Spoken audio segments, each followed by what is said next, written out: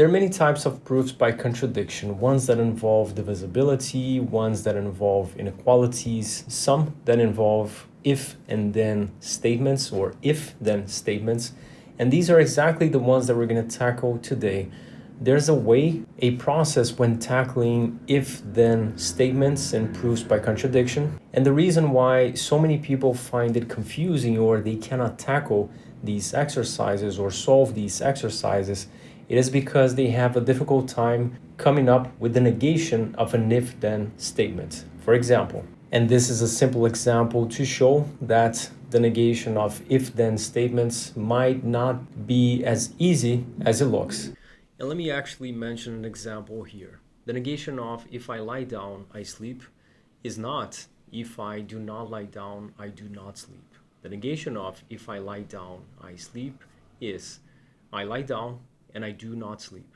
But do remember the following. The negation of if R then S, and R and S being, in this case, I lie down and I fall asleep, respectively, is R and not S. I lie down and I do not sleep. We're going to discuss two exercises which involve proofs by contradiction with if-then statements. We're going to go through the 5-step process or the 5-step recipe when dealing with proofs by contradiction. We described with more detail all of these steps in another video. And by working on these two exercises, hopefully towards the end, you're going to be more comfortable with if-then statements in proofs by contradiction. Now let's start with exercise number 1. Suppose a and b are positive integers. Prove by contradiction that if a squared plus b squared is divisible by 4, then a and b are not both odd. Based on our recipe or step-by-step process, we're going to start by writing the proposition. So what is capital P? What is the proposition? If a squared plus b squared is divisible by 4, then a and b are not both odd. This is what we're trying to prove. Now we're going to start our proof. Well, we started it already by writing the proposition, but the next step is to come up with the negation of P. Do notice that we clearly have an if-then statement. If a squared plus b squared is divisible by 4, then a and b are not both odd. Using the letters that we defined before, R and S are respectively a squared plus b squared is divisible by 4, and S is a and b are not both odd. So what is the negation of if R then S? Well, it is R and not S, which in this case is a squared plus b squared is divisible by 4, and a and b are not both odd, which means, of course, they are both odd. That's the negation of the proposition. You could also write there exists two odd integers a and b, such that a squared plus b squared is divisible by 4. That will be equivalent to what we wrote right now. Now we're going to represent a as 2m plus 1 and b as 2n plus 1. This is the way that we use generally to represent odd integers, and of course m and n should be defined. They are integers as well. Now, given that a squared plus b squared is divisible by 4, we have 2m plus 1 squared plus 2n plus 1 squared equal to 4 times some other integer k. What we're saying here is if we take these two odd numbers and we square them and we add them, we should get a multiple of 4, which means that it's divisible by 4 as well. So we also need to define or to state that k is also a integer. So we have 4m squared plus 4m plus 1 by expanding the parentheses plus 4n squared plus 4n plus 1 equal to 4k.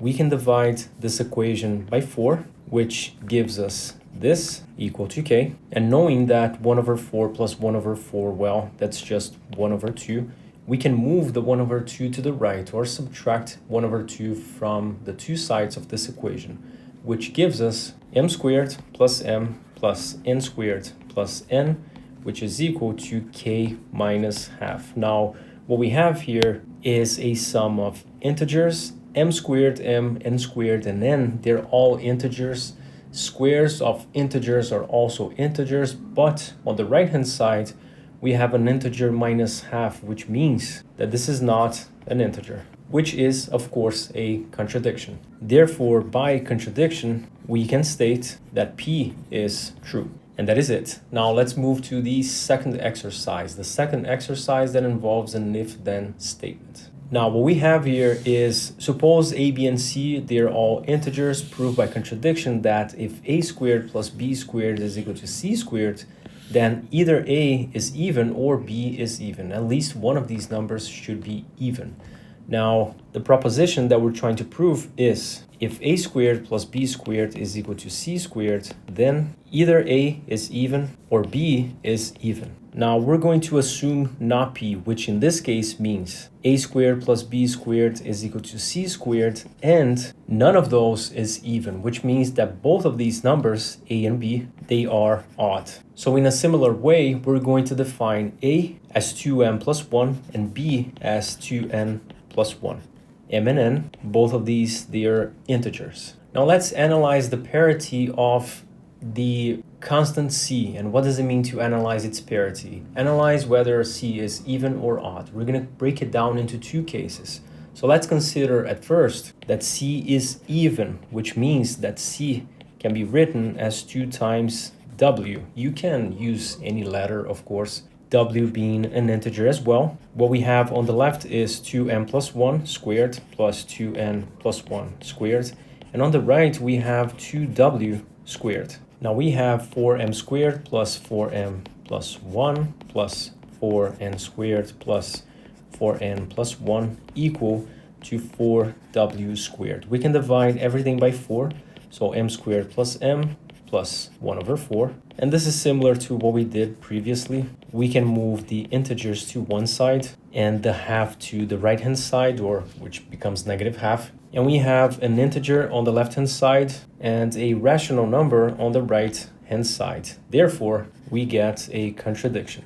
Now, we're not done. We need to analyze case number 2, which is to consider c to be odd. If c is odd, we can rewrite c as 2w plus 1, which means that we're going to have 2n plus 1 squared plus 2n plus 1 squared equal to 2w plus 1 squared. Now, it looks like this time we're going to get something that is possible, which means that is not a contradiction. However, after crossing all these ones, dividing everything by 4, you see that you arrive at the same contradiction. We have an integer on the left-hand side and a number which is not an integer, it's a rational number on the right-hand side. So we do get a contradiction. So which is a contradiction. Now that we have the two cases, we can write, therefore, by contradiction, we can state that P, the proposition P, which was defined before, is